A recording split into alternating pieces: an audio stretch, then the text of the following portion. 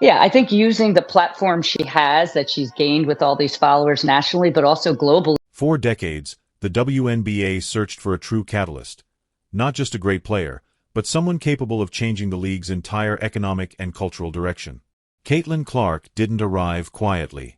She arrived like a shockwave. Almost immediately, the league witnessed something unprecedented.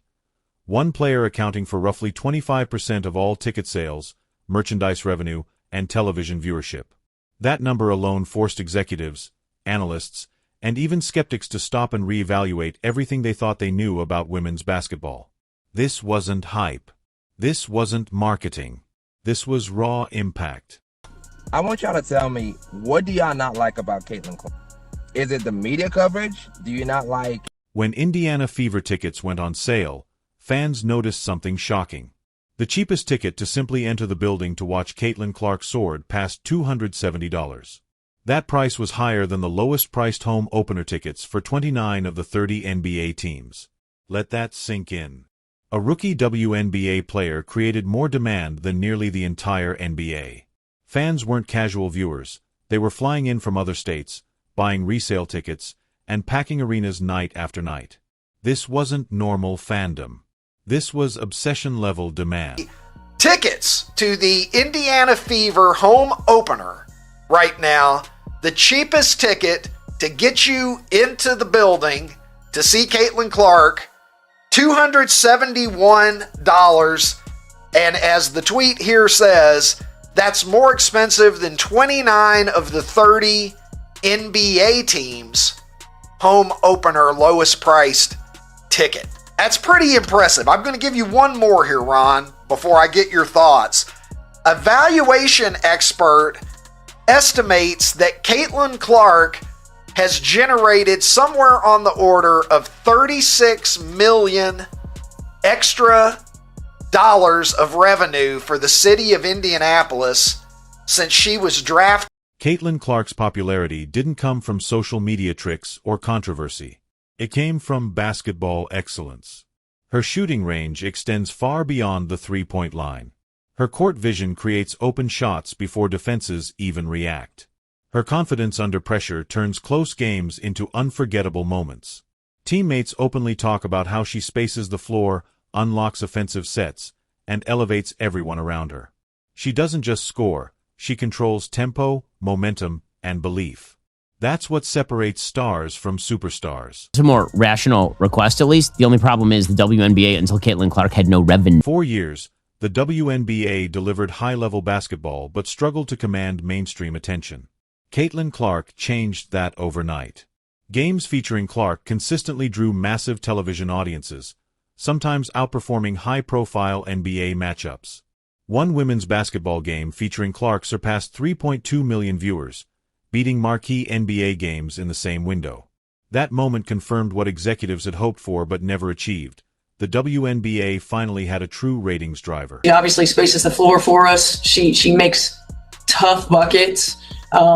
She gives us another option on the floor to run our off-ball screening action for. She gives us another player that can play with the ball in her hands in the two-man game.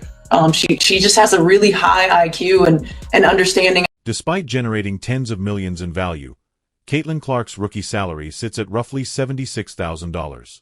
That number stunned fans. Social media erupted with disbelief. How could the league's biggest revenue driver earn the same as players who don't move the needle at all? While salary cap rules explain the structure, they don't explain the optics. Clark isn't just another rookie, she's an economic engine. Her case has become a symbol of a larger issue. Women's sports revenue growing faster than compensation systems can... Superstar. Not a female superstar, she is a superstar. She moves the needle. The WNBA has been looking for someone who moves the needle. The ratings just came in. Caitlin Clark's game on Sunday did a bigger number than Warriors Celtics. Did 3.5 million. Warriors Celtics did 3 million. 3.5 million for a women's college basketball game. I think the WNBA, they have two great teams. They have the Liberty and the Aces.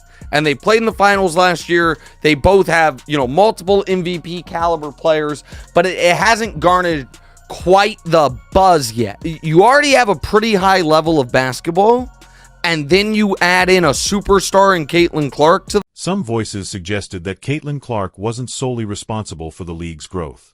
The data shut that argument down instantly.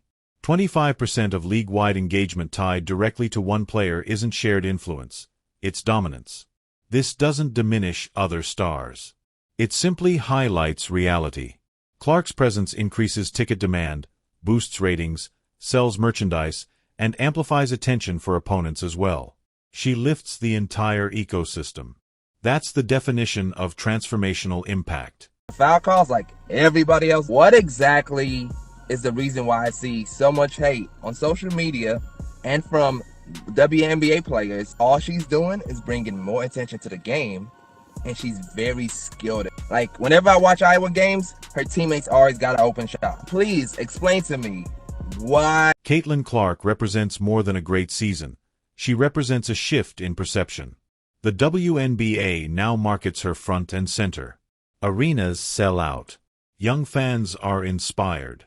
Media coverage has changed tone and volume. The league didn't lose its identity. It finally found a bridge to mainstream relevance. Clark isn't just playing basketball. She's changing the conversation, the economics, and the future of women's sports. The real question isn't whether she'll succeed, it's how far she'll take the entire league with her.